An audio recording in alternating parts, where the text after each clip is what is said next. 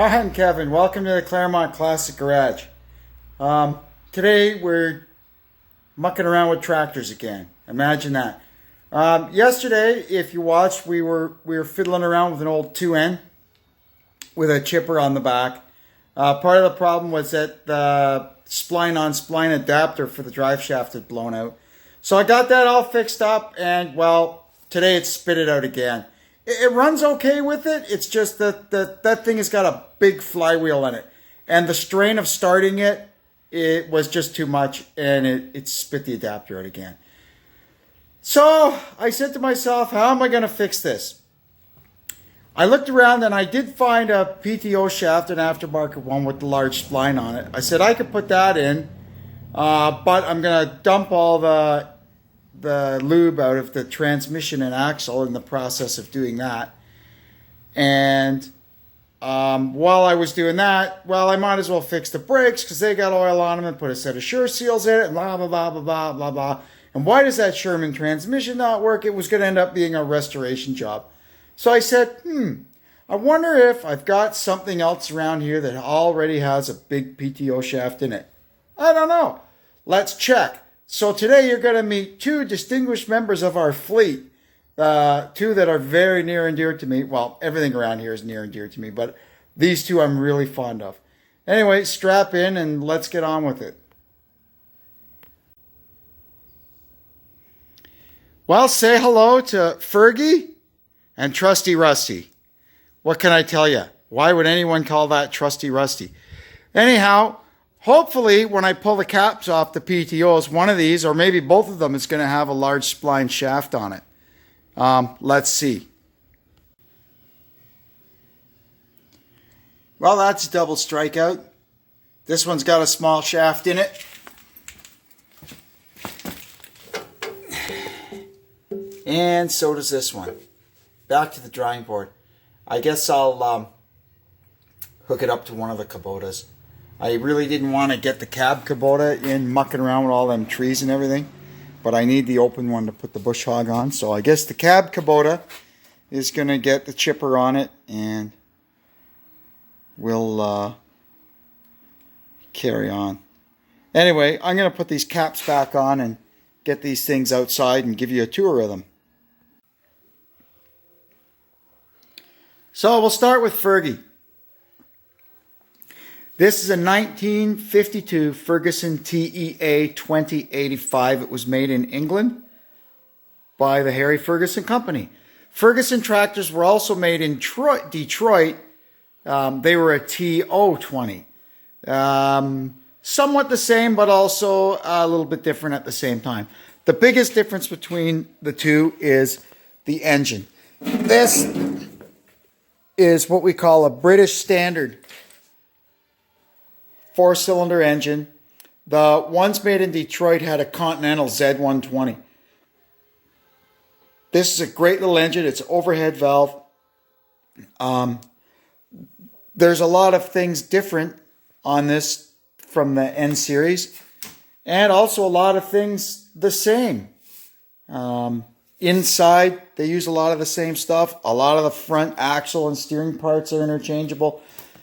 The transmission is basically unique to each one. The many parts inside the differential, like the final drive and that, are interchangeable. The brakes and that are all also unique. Sheet metal, the fenders are a bolt-on, back and forth. I've even, when I was stuck one time, put Ford sheet metal on a Ferguson because that was all I had. The hood and that. A little modifying, but we did what we had to do. The biggest difference in the hoods is that you can see the Ferguson hood tilts up to get at the gas tank, whereas the Ford hood is fixed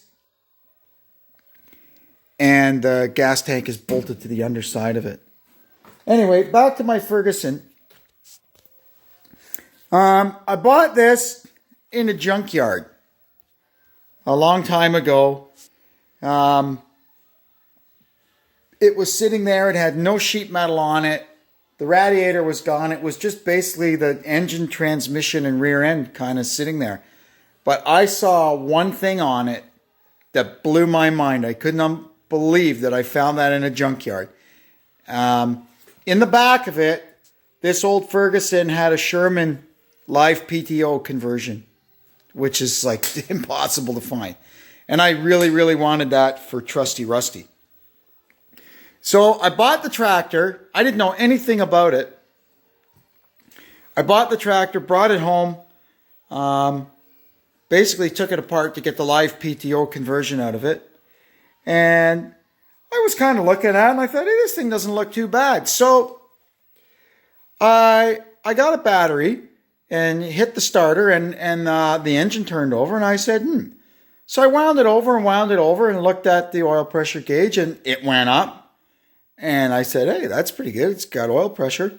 And then I got the compression gauge and checked it, and the cylinders all seemed good. So I said, to heck with it. We'll just put that aside and gather up parts for it. So I found a couple of fenders. I found a hood. And next thing you know, I had enough stuff. We put it back together, minus the Sherman Life PTO. But it's a great tractor. The engine's got tons of power. It drives beautifully.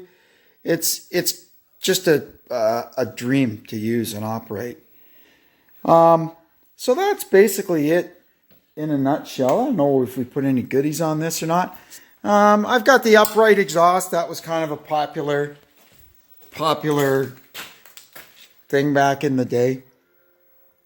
Of course, I had all modern lights and stuff on it.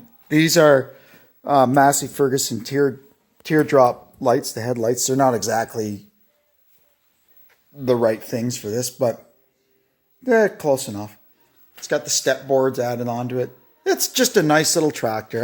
I really like this.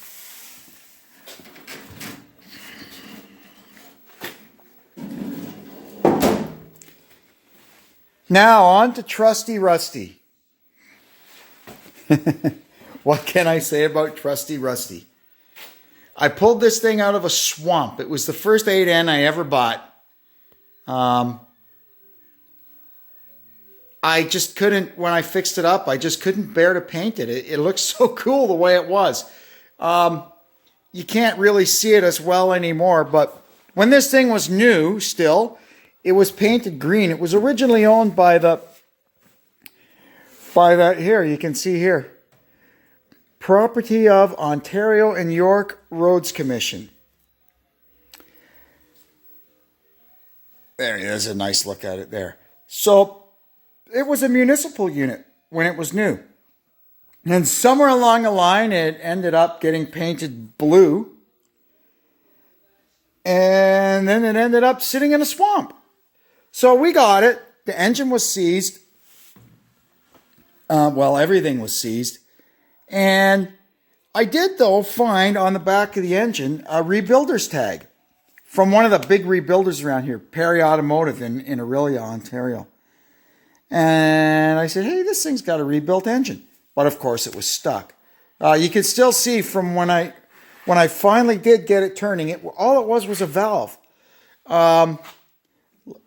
It was number 2. That's from when I did the compression test on this thing about 15 years ago. We got that one cylinder fixed up. And wow, man, this thing, you talk about a great running engine. It's got tons of power. It's overboard. And whatever they did to it, man, does this thing have power. Plus, it's actually got oil pressure, which is an 8N thing. The oil pump is built into the bearing cap, and they're notorious for giving problems. These things are notorious for having no oil pressure. The 8Ns aren't as bad as 9Ns and 2Ns because the 8Ns got the bigger pump gears in them. But still, they have issues. But this one's great. Hot idle. It's got like 25, 30 pounds of oil pressure. It's amazing. So anyway, enough of all that. Trusty Rusty is a 1950 8N. So he's got side distributor. So I guess that would make it like a 50 and a half, right? And it's got all kinds of goodies on it. I love goodies, right? So upright exhaust. It's got the bumper on the front. It's got the forward light package added to it. It's got a reproduction down and foot throttle, which is really handy. I really like that. It's got an accessory parking brake, which is nice. You just pull that up. See, and it applies the brakes. It's got, I made my own. You can see the pump there in behind the grill. It's just a little 1 gallon per minute pump. And I gave it live hydraulics, which is nice to have on one of these. And it's a proper system. It pulls the stuff out of the base, and it's got a suction filter and a return filter. Here you can see the lever for the live PTO, right? So this has basically, in between the back of the transmission and the input of the differential, it's got basically a clutch pack from an automatic transmission. And so that's what this lever is for. So basically, if you're going along anytime you want, you can pull on this clutch instead of pushing the foot clutch, and this basically stops the drive to the wheels, but lets the PTO keep turning, which makes the 8N a whole lot more handier. It's pretty good. I added a temperature gauge to it. It's hard to see. It's hidden down in there. There was a hole already here in the dash. So I said, what am I going to do with that hole? I know. It's an old starter push button from an old car. And what I use that for is electric trailer brakes. So, you know, if I got to move a big trailer around and it's got electric brakes, I can plug it in. I got a 7-pole plug on the back of this thing. And I can stop the trailer. Let's go back around. It's even got a horn.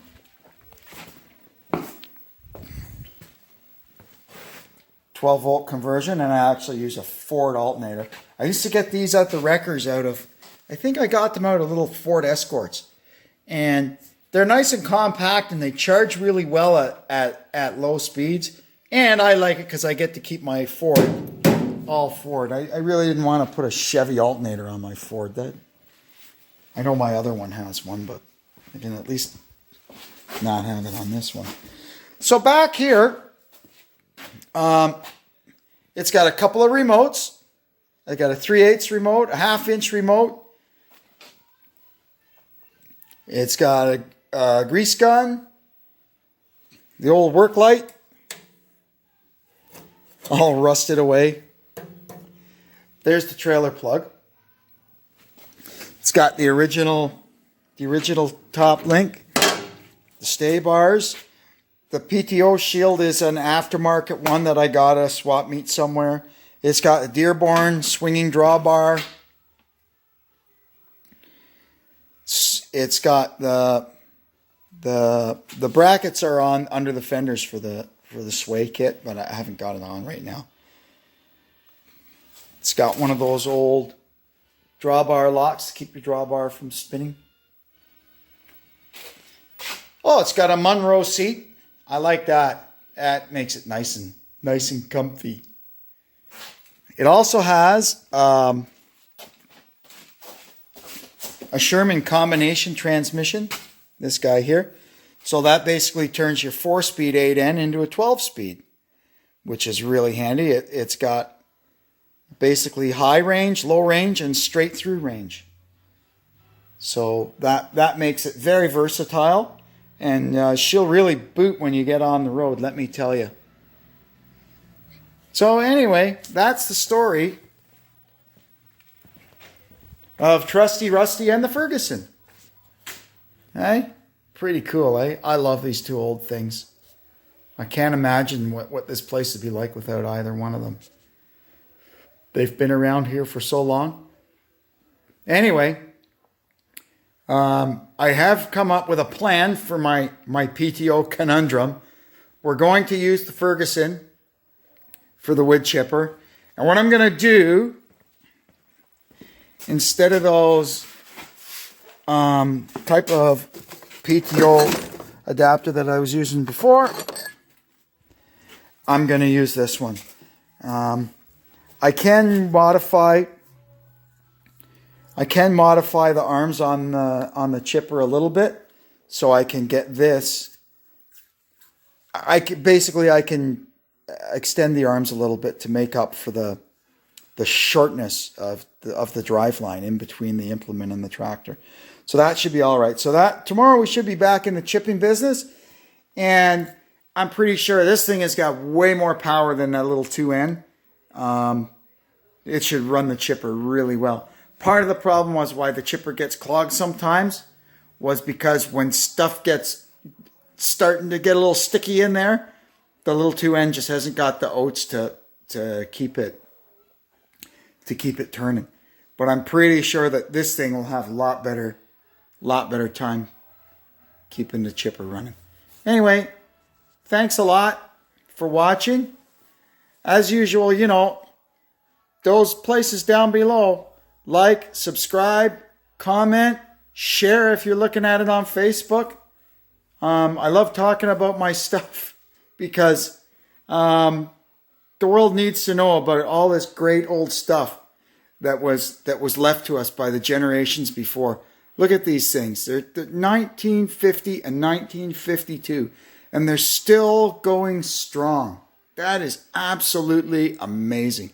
Anyway, thanks for watching. We'll catch you next time.